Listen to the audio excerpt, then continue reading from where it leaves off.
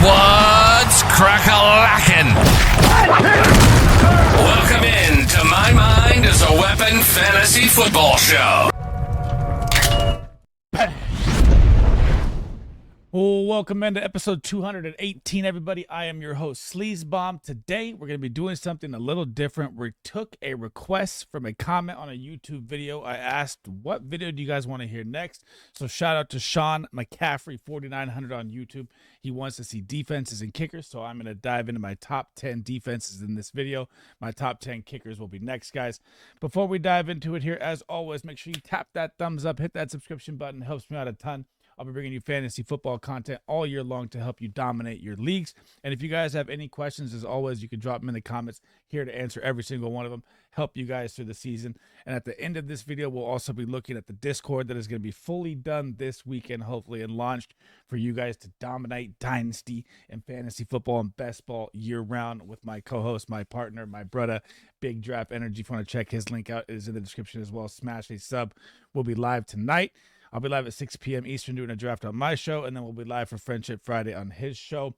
And that's it, man. Let's dive into these top 10 defenses coming here for 2025. Starting off with number 10, yes, it is going to be my San Francisco 49ers, who had a very, very rough year last year with injuries on the defensive side. And you know our Super Bowl window was there. I'm not going to say it's fully closed yet, because of what we did in the draft, and we'll get into all that. But we lost a lot of free agent acquisitions, man. Leonard Floyd to the Falcons, Tre'Davious Ward to the Colts, Dre Greenlaw and Hufanga to the Broncos. So we'll get to the Broncos at the end here because their defense is going to be lights out. So a lot of injuries last year, a lot of pieces gone. But what we did in the draft here was phenomenal. And bringing back Robert Saleh is going to be a massive, massive piece here for the 49ers defense. He was that defensive coordinator from 2017 to 2020, where the defenses were absolutely loaded and top defenses every single year. The scheme he runs is a defensive line that is an overloaded front with a single smugger linebacker to create havoc. So what a mugger linebacker is referred to the Fred Warner type special, right? The linebacker that will line up over the top, will blitz, will stunt, will cover. This is how he creates havoc with a massive defensive line and a mugger linebacker as well, which is what Fred Warner is going to be so nasty at this year. Now, looking back at 2024, the 49ers were yards allowed. They ranked 8th with 5,396. Rush yards per game, 124.6, ranking 17th. Pass yards per game, 192.8, ranking 5th. 37 sacks, which ranked 23rd. Interceptions were 11 with ranked 19, 25.6 points per game. That has got to come down, ranked 27th. But you got to remember all the injuries that happened. Hufanga, Greenlaw, Bosa out for a bit. I mean, it was nonstop injuries. This defense was beat up across the board. So what do they do when they bring in Robert Saleh? They go into the NFL draft and they take a defensive player at every single position. Almost, it was absolutely bonkers. Mykel Williams is going to be an absolute stud for the 49ers this year.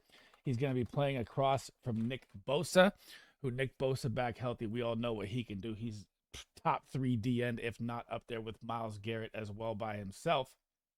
And when you're looking at with the 250, this going on, hang on. Sorry, a little sound bite there. When you're looking at Mykel Williams out of Georgia, all you have to do is put on the tape. The man is phenomenal. They go and get Alfred Collins with the 42nd pick out of Texas. They go and get Nick Martin, who's absolute stud right now in camp out of Oklahoma State with pick 75. They go get Upton Stout, cornerback out of Western Kentucky, who fell a lot in the draft. He should have gone a lot higher, so that was a steal there. CJ West out of Indiana, another 4th-round pick. They get Marquez Single. Now, these guys coming from 5th to 7th round, we don't know if they're going to make the roster yet, but we're going to talk about them all here. Marquez Siegel out of Kansas State here. And then you got, the rest of the wide receivers they picked up as well on the offensive side. But then they go, let's go to free agency here. Let's go get Bryce Huss, Kevin Givens, Trey Brown, Richie Grant, John Weeks, all rotational players. Bryce Huff will be maybe rotated a lot more than the others. Now you have one of the easiest schedules for the 49ers this year, and their defense is going to bounce back. And this is why all these reasons I just gave you right here is exactly why the 49ers are the top 10 defense this year. Number 9 is going to be the New York Giants, and man, this front is going to be nasty, but what hurts the Giants and what hurt them last year is their offensive production. That could be another problem this year, but this is still the best front to me in football, and the only reason they're down here is because they're probably going to be out there so long. So when you're looking at 2024, they got Shane Bowen coming back for his second year as the defensive coordinator. They ranked 24th in total yards, but you got to remember they're out there a ton. 5,895 yards. Rush yards per game, 136.2. That ranked 27th. Pass yards per game was 210.6. That was top 10 at number 8. That was good, right? Sacks, 45. Right there. That's your fantasy points you're looking for. That ranked 8th. I expect that to go up into the 60s this year. Interceptions, very, very bad on this front. They ranked 5th. That was number 31 on the season. And points per game was 24.4. That ranked 4th. So what do they do in the NFL draft? They go, oh, well, let's just make our defensive line even stronger and go get Abdul Carter. Probably generational DN talent you're looking at. Maybe he's going to play strong side linebacker in their 3-4 defensive scheme that he runs. And when you're looking at Shane Bowen, he comes from the Tennessee Titans.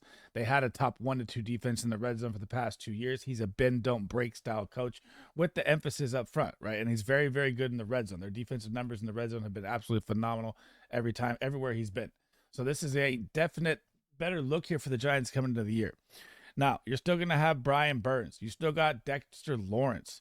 You still got, oh my God, the names they have are just absolutely phenomenal in their 3-4. Bobby Okereke, Micah McFadden, Paulson Abito, that they're going to wreak havoc all year long with this 7 on the defensive side of the ball. Now, when you look at the additions they got Darius Alexander as well at pick number 65. He was coming out of Toledo. He wasn't super high on mine, but I guess they kind of reached up for him on this one, so we'll see how that plays out. And then there's cornerback Corey Black, who's taken really late. We don't know if he's going to make the team or not. But what they did in free agency was bonkers. I mean, they added so many people. I couldn't even, get the whole list on the post here. So I'll just go from the start here. They got Roy Robertson from the Seahawks as well, other interior defensive line. They got Isaiah Simmons. No, Isaiah Simmons went to the Packers. Sorry, he's gone. They got Javon Holland from the Dolphins to come to the Giants to shore up the safety spot. Demetrius Flowers as well from my 49ers are coming over. And then they had Adoree Jackson bounce out to the Eagles. That's why they need a little help on the cover side here for the corners. But Victor Demuke, Jeremiah Ledbetter, Demetrius Flanagan, Paulson Abito, all these guys, these are going to be rotational pieces that are solid number 2s to come in. This defense is going to be a nightmare this year. It just depends on how much Russell Wilson can move the ball here, or if they put Jackson Darden or Jameis Winston. How much can they keep this defense off the field? Because if they can keep this defense off the field, heading into the fourth quarter, this is going to be a nightmare defense that is going to create turnovers like crazy this year. Number 8 is going to be one of the biggest surprises in the New England Patriots this year. With Mike Vrabel coming back, they bring in Terrell Williams as a defensive coordinator coming from the Detroit Lions, where he was the defensive run game coordinator there. But Mike Vrabel is going to have most of the say in this defense because that's what he is as a head coach. He's a defensive-minded head coach. Now, looking back at 2024, this defense was abysmal, guys. Yards allowed, 5,838, ranking 22nd. Yards per game, just in the rush, was 131.4. That ranked 23rd. Pass yards per game, because they had Christian Gonzalez. He's a lights-out lockdown corner. 211, ranking 10th. Sacks, guys. This is where they need the most help, right? They got no pressure. Their defense was getting hammered all season long because they couldn't get to the quarterback with 7 sacks. That ranked dead last. Interceptions was 7th. That ranked 29th. That's why they brought in Carlton Davis, but we'll get there in a minute. And points per game was 24.5, right? So they know what the problem is. The problem is the defense. What do they do with Mike Vrabel as soon as he gets in? Day 1 and day 2, they go out and they get so many pieces that are going to help their defense in free agency. We'll talk about the draft after in this one because the free agency for them was massive. Carlton Davis, going to be across from Christian Gonzalez, probably the best corner duo in the league, in my opinion. They get Milton Williams as well. Harold Landry comes over from the Titans, which you can kind of see how this is going to play out. They're going to have a lot of starters because they lost, and there was just no pressure. No one on the defense last year did anything good, right? So they get Mike Epps as well from the Raiders. They get Chris Tonga as well. They get Robert Spillane from the Raiders. Man, then they're going to have 4 to 5 starting guys if you're looking at it right now. So look at Milton Williams is probably going to play starting DN, right? Tonga, probably the starting nose tackle. You're going to have Harold Landry, they run a 3-4 base defense, and might switch to 4-3 here and there. There's a couple updates on that. He runs a one gap stop run defense type for Terrell Williams, but again, it's gonna be a lot harder to decipher with Mike Vrabel as well. You're gonna have Harold Landry playing weak side linebacker, Spillane probably playing right side linebacker like he does. Carlton Davis starting at corner, he's lights out. So that right there, you have 5 to 6 brand new starters on this defense. So they go, oh well, let's just go in the draft. So okay. They get a lot of offensive pieces in the draft. They get a ton of defensive pieces in free agency. And their schedule, guys, is absolute gold. It's one of the top 5 easiest schedules in the season. Now, when I'm looking at Craig Woodson, he was a safety drafted at 106 overall.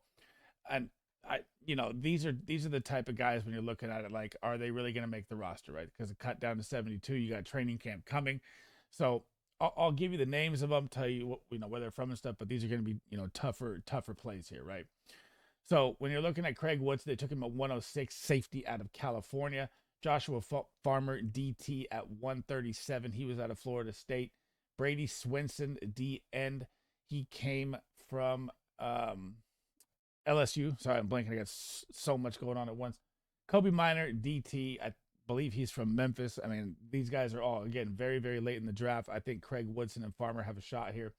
Brady Swinson, I think, was the guy they reached on, but could pan out. It's still early.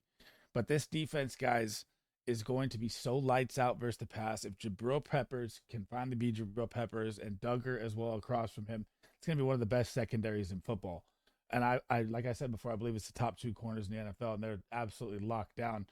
I mean, Chris Gonzalez is a man on a mission this year. If you've watched him in camp so far, just destroying everyone.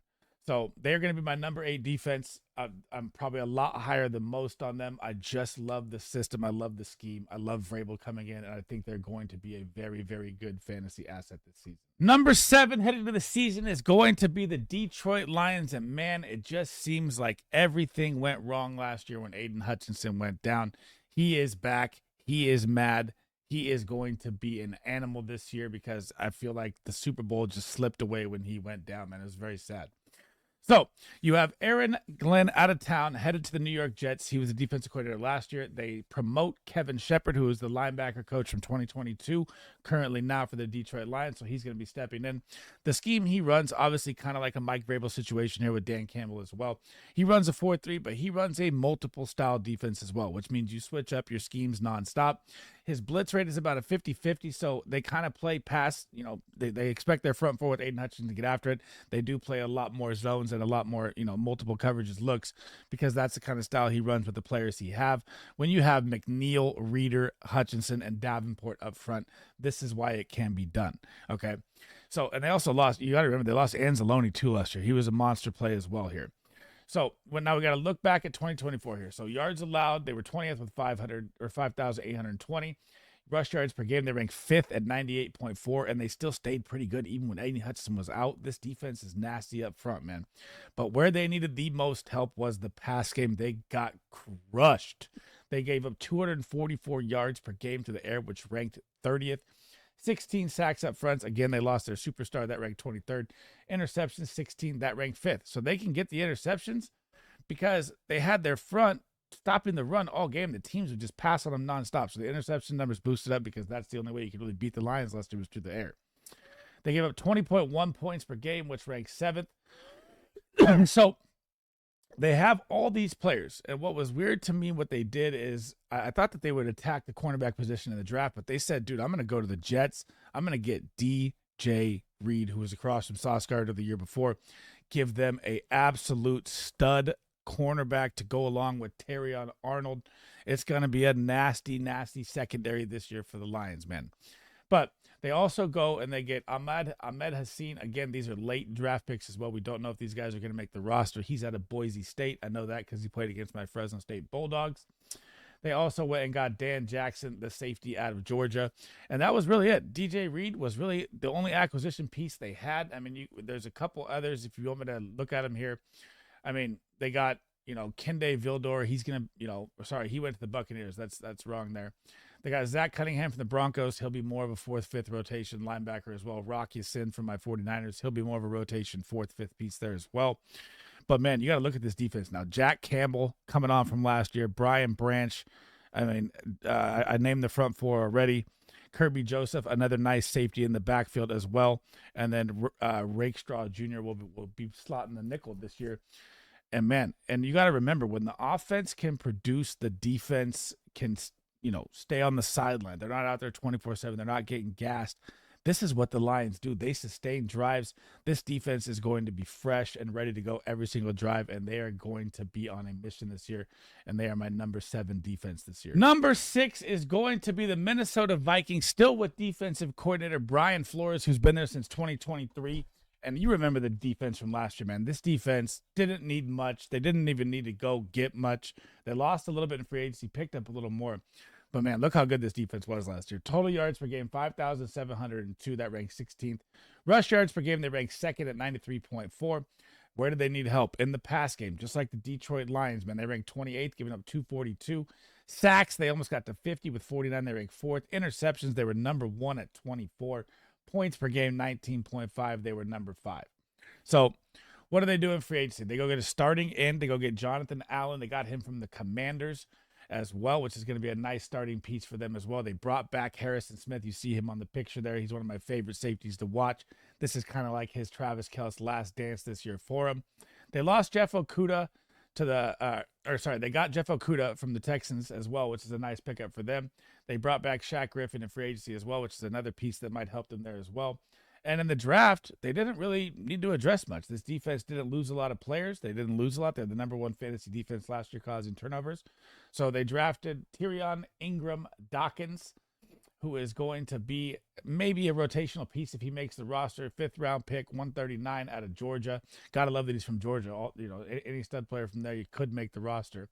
Kobe King, another cornerback or another linebacker they drafted from Penn State as well. He's picked 201. We don't know if he's going to make the roster though. So, and when you're looking at Brian Flores' defense, his blitz rate is the highest in the NFL. He runs a multiple psycho defense, which when I went over multiple defense last time, that's just difference of variation looks. This guy will put 6 people on the line at the highest rate in the NFL. That is why this defense causes so many problems. And I mean, Javon Hargrave, Phillips, Allen, Grenard, Pace, Cashman, Van Ginkel's insanely good. Mekhi Blackman's going to be the corner that I think is going to get picked on for them this year, but we're going to see how it works. And I don't know much about Josh Metellus, but I need to do a little more research on him. But this defense, guys, is again going to be another insane, possibly top 5 play. I have them at number 6 right now, just because I don't think they really shored up the pass defense like they should.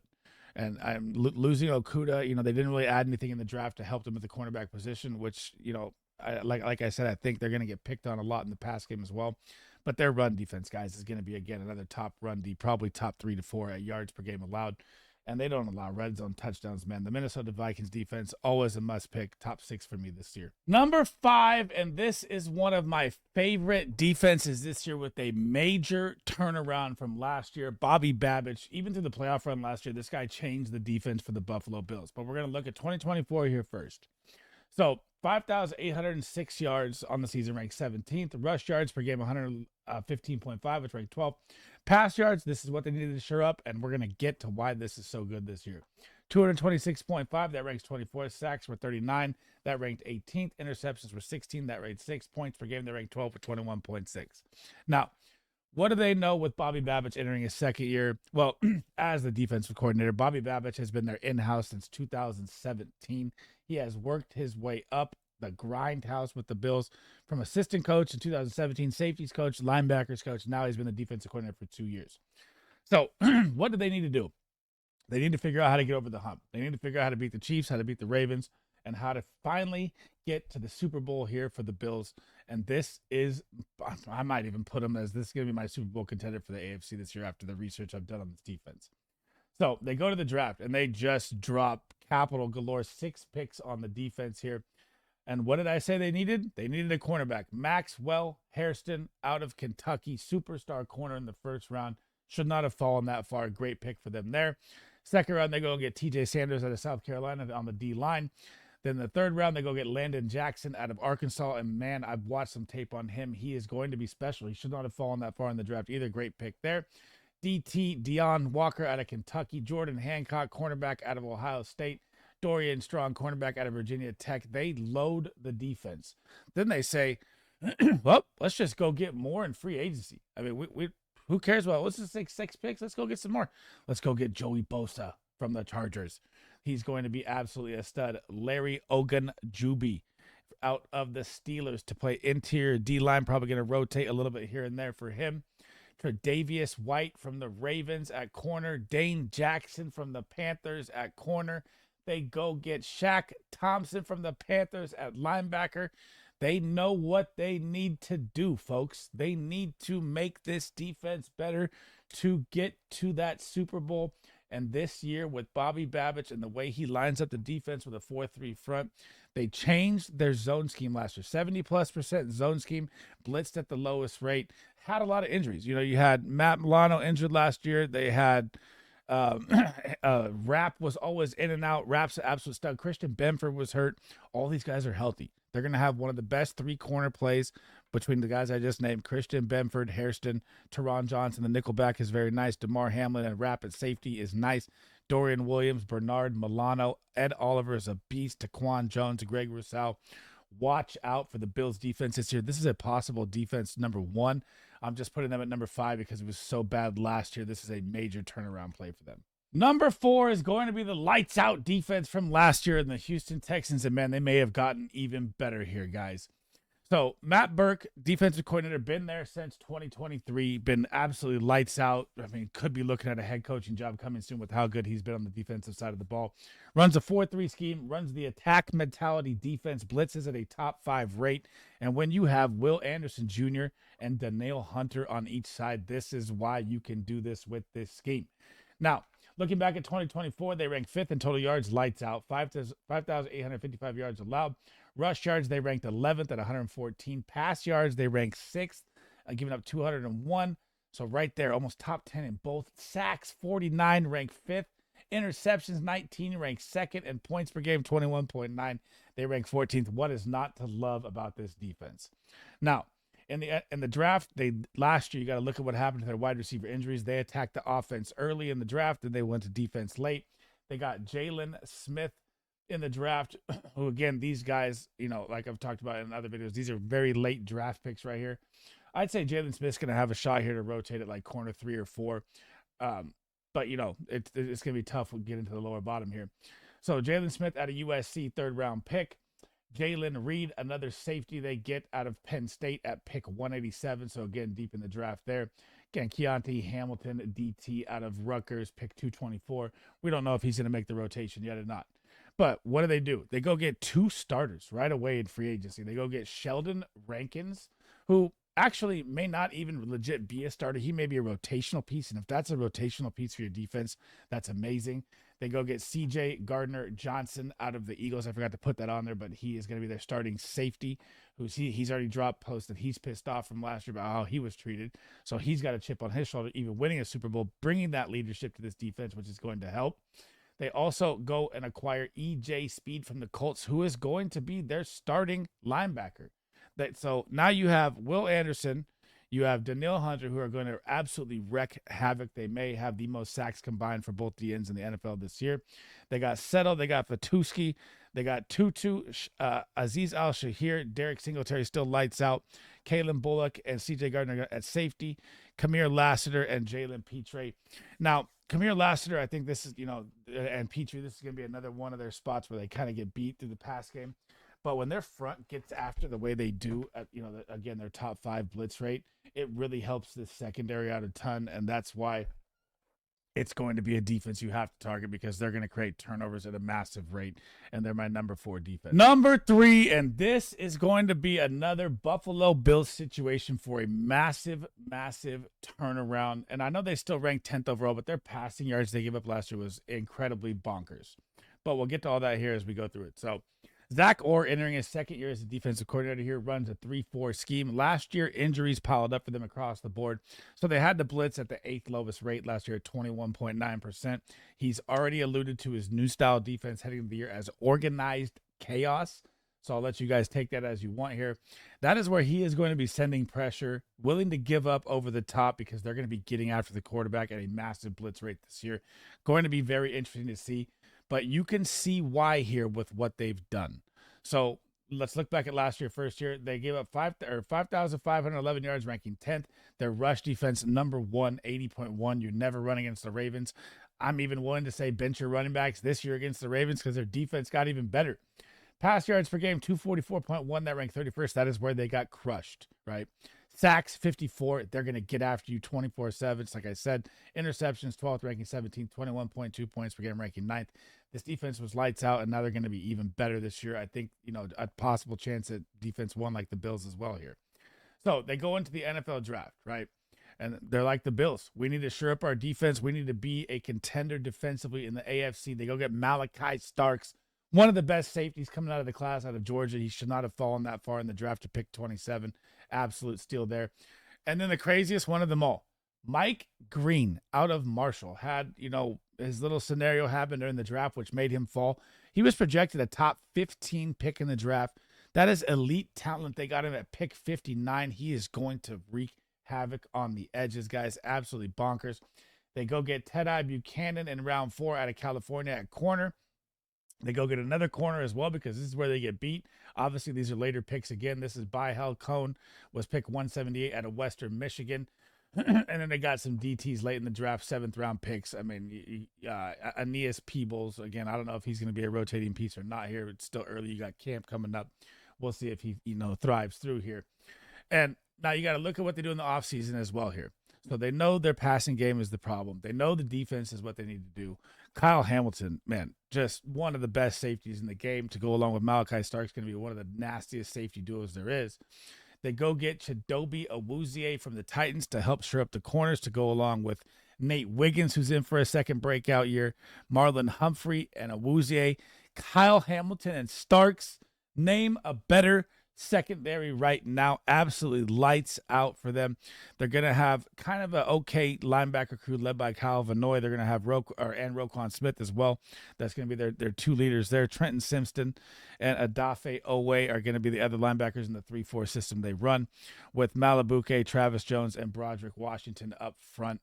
I mean, this is going to be a blitz psycho defense, and what they can do with all these pieces in the secondary is just going to be something to watch this year. And the Baltimore Ravens are my number 3 defense. Number 2, and this is as scary as it gets, man. Obviously, potential for number 1 for the Philadelphia Eagles as well. Defensive coordinator Vic Fangio. Don't need to talk about this guy. He is already Hall of Fame bound, one of the best defensive coordinators. Nothing really to say there. So, I mean, they keep this whole offense intact, right? Jalen Hurts, Saquon Barkley, A.J. Brown, Devonta Smith, Dallas Goedert, Jahan Dotson will all be out there. So they're like, all right, well, how are we going to run this back for a back-to-back Super Bowl run here? Let's just bolster up the defense even more after it was a top defense last year. Number 1 in yards allowed, 4,732, ranking first. Rush yards per game was 104.2. That was top 10 at number 10. Pass yards per game, 174.2. That was number 1. When Cooper DeJean entered the picture, it became lights out. Quinyon Mitchell, again, one of the best picks last year at cornerback. He was lights out.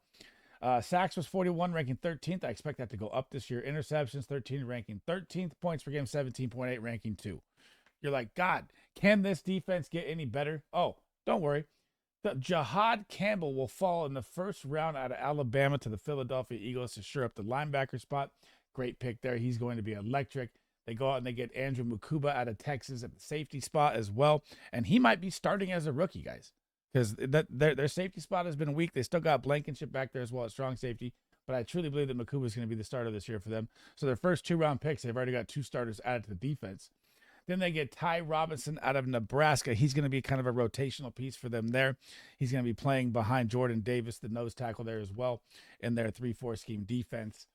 They go and get Mac Williams out of UCF, and they go get Smail Munden Jr. out of Georgia. So their first 5 picks, and they traded for these guys, bro. They traded with Carolina for Ty Robinson. They traded with the New York Jets for Mac McWilliams, and they traded with Houston for Smail Munden Jr. in the draft. They want to just have a lights out defense, and I'm here for this show, man. It's going to be very nice this year. I'm telling you. Now, and their last pick, Antoine Powell-Ravin, I don't want to throw him out. He was picked 209. Don't know if he's going to make it or not. Then they're like, oh, well, since the offense is already shored up, our line's there. We got Saquon Barkley. He could rush for 2,000 again. Let's just go get some players on defensive side of the ball. Let's go get a Dory Jackson. Let's go get Josh Uche from the Chiefs. Take a little piece from the Chiefs heading in here. They did lose Bryce Huff, my 49ers, but that's been shored up already. They're going to be fine there. Jalen Carter on the other end is going to be an absolute monster this year, guys. I mean, just listen to this defense, right? Ajomo on the end, Jordan Davis, Carter up front. This is absolutely a stud front three. Nolan Smith, the weak side linebacker, Zach Bond, Nakobe Dean, and they got Aziz Ojolari, Quinyon Mitchell. I mean, their corner group, Cooper DeJean. The right corner is going to be where you hope Adoree Jackson bounces back and gets the job from Ringo, because Ringo will be their weak spot on the defensive side of the ball here. But if there's any weak spot, that is it. That is it. That's it. This defense is going to be so goddamn good. Number 2 possibility at number 1. I just like this next team coming better. The number 1 defense in the NFL heading into 2025 is going to be the Denver Broncos, led by Vance Joseph, heading into his 3rd year.